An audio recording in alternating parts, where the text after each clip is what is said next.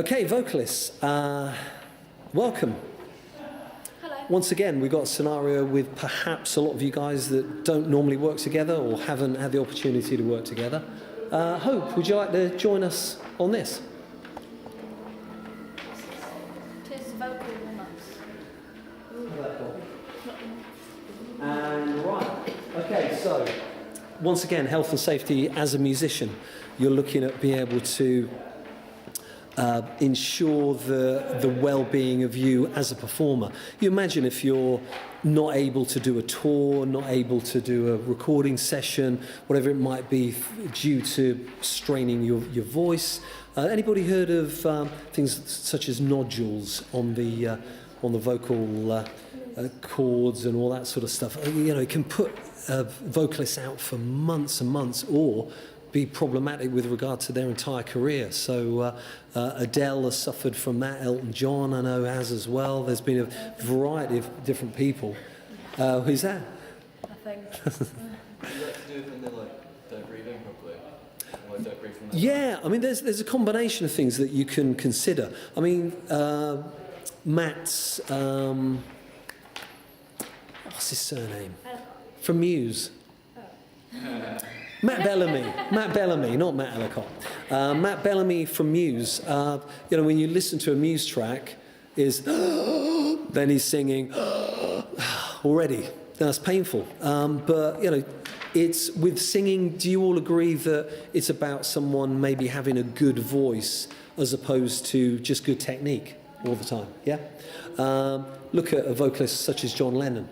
You know, probably a lousy technique, but what a great voice, you know. And again, he never used to listen or like listening back to his own performances. A variety of singers struggle with that in the studio as well. There's loads of people that I work with over a period of time who just don't like hearing their own voice back. So to get the ball rolling with regard to the 4 easy stroke quick and effective warm-up exercises, the first one, I'm going to get you guys to pull a few funny faces here. These are ones that particularly have worked for me over a period of time, definitely to give you the durability if you're looking to sing for a duration of like 2 to 2.5 hours. It's the kind of common joke in music where, oh, the singer's got a sore throat. I can't sing today. And you wander off and the rest of the band carry on playing. But these ones, again, you'll find different techniques work for different individuals. I'll show you a few of these, but also what I'd like you guys to be able to do is perhaps share some of the techniques that you warm up with. I'll perhaps do this first. I'm kind of mindful of the time. Any of you guys with particular... You don't need to sit down. Thanks. stand up. That's better. Any things that you guys have done or have had vocal tuition that you want to demonstrate? Something, Callum, I know you have regular singing lessons. What type of warm-up techniques do you do? I usually do scales. Yeah. Or, well, it's mainly scales actually. But, yeah, it's scales that I do. It works quite well. So starting from a lower range to higher, yeah. Again, it's kind of debatable as to whether it's damaging for your voice when you start higher. Again, you know, there's a lot of people that have different ideas about that, whether that's, you know, works well, has a strain on your voice or whatever. I think, you know, some of the things that work really well are loosening up the whole area that you're going to use when you're singing. Once again, the tension aspect of it, the more relaxed you are, the more you're going to be able to then flow with it. Yeah, Paige. Tongue twisters. Tongue twisters are great as well. You know, when you think about when you're pronouncing words, when you're singing, and if you try and sing when you first get out of bed in the morning, you know, your diction isn't going to be the best whatsoever. It's a little bit, you're not in control of the tongue. Having that sort of snappiness, you're using that as probably your most used weapon, if you like, along with the lungs, the breathing being correct and everything else. You got any tongue twisters that you do at all? Peter Piper picked a pickled pepper off a pickled pepper tree. And So there, I mean, that is not just using the tongue, but also the again the lip movement as well, which is really useful. Any others that anybody else does or has found useful? Yeah, Hope. When you say something, you sing like one lyric, Yeah. or if you have a sentence that's always in your head, you say that and sing it like slowly, but then you go faster and faster and faster. That helps.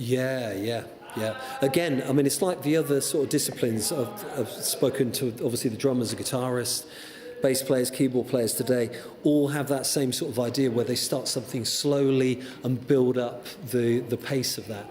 Again, some lyrical lines are difficult to deliver. You need to be able to have that flow in place. Yeah, Moss. From what Hope said about doing things slowly, Yeah. and if you're hitting a note, if you're trying to hit a note that you haven't hit before, or like it's like maybe like half a step out of your vocal range, or even not, just like right up there. Yeah. Doing it really slowly and like trying to do it almost as quietly as possible in your chest voice and doing it really slowly. Because if you just go through it, I've experienced lots of pain. Yeah, exactly. But you may find that not being warmed up could be a point factor in that. I mean, I've found over the years as well, certain things which are a higher range, they are easier to sing when you've been singing for, some time beforehand. Yeah, Jack. If I was like going to do a gig or something, if I was just playing it close, I probably would have warming up my voice. But normally like the one where you go like 1, 1, 2, or that one, I find that quite helpful because it starts off quite low, so it's quite easy. Then you can work yourself up. So it's like just progressive. Yeah, Kira. I do like those ones, and then it is like scale. It's like scales as well. So you start off low, you can go high, and also I normally find that I can go higher when I do it like that rather than when I sing. Yeah. If I've got like a high note that I need to hit, I can normally do that first, and then hold that note, and then go into like a R or whatever sound it is. Yeah, again, I mean, what you find is when you're doing the scales, is that to a piano that's been played at the same time, or is that just you going through that? Because, the combination, hearing the definition of the note is crucial for you pitching. If you get used to pitching to a keyboard, chances are you're not going to have issues with pitching. You can hear if something's slightly out. If you just get used to sort of hearing what is in your head, I have done a few tests before with people to see if they're tone deaf with regard to just having a note that they've got to match, and hearing that. We can do that, yeah, cool.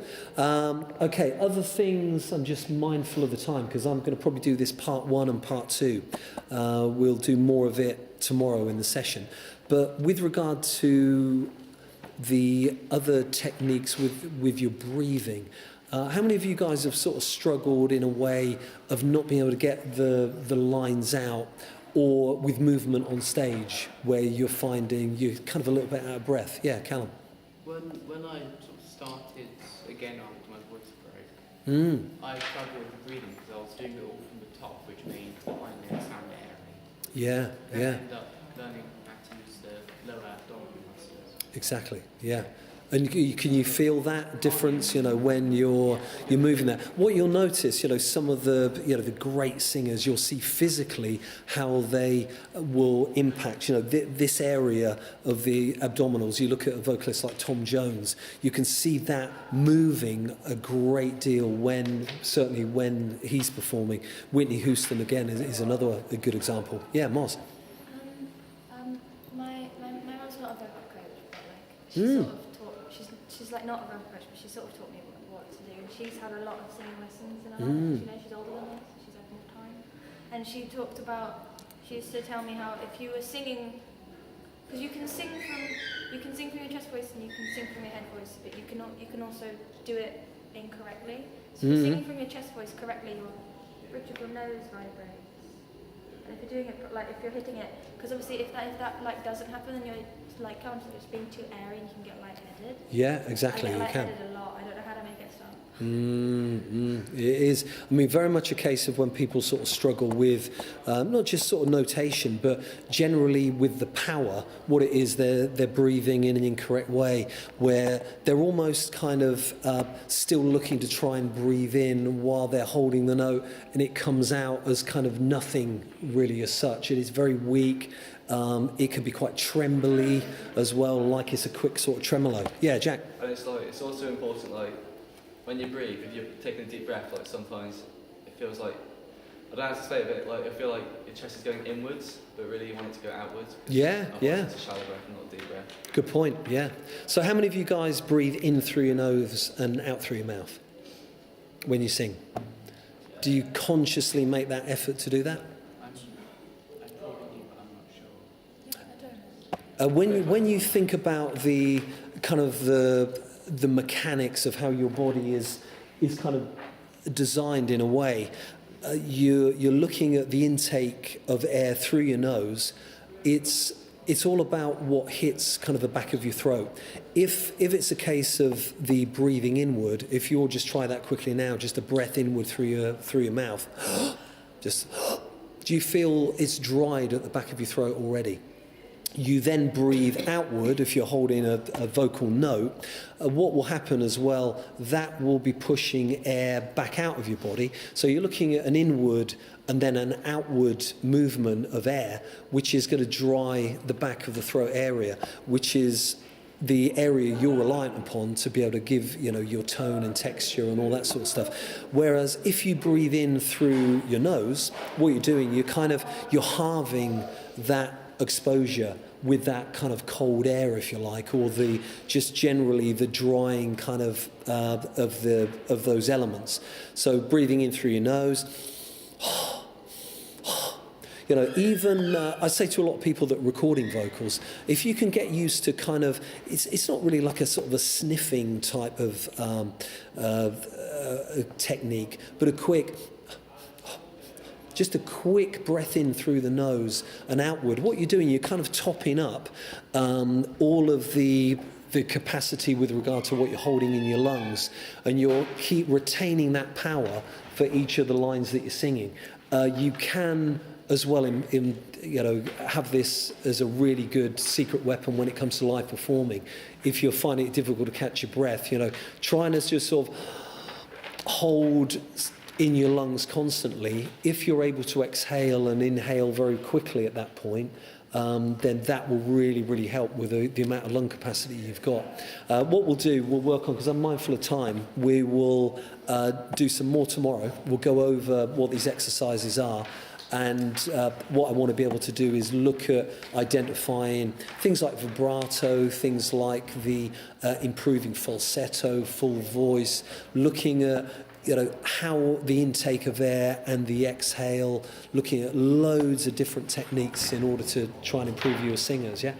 Give yourselves a round of applause. Thank you.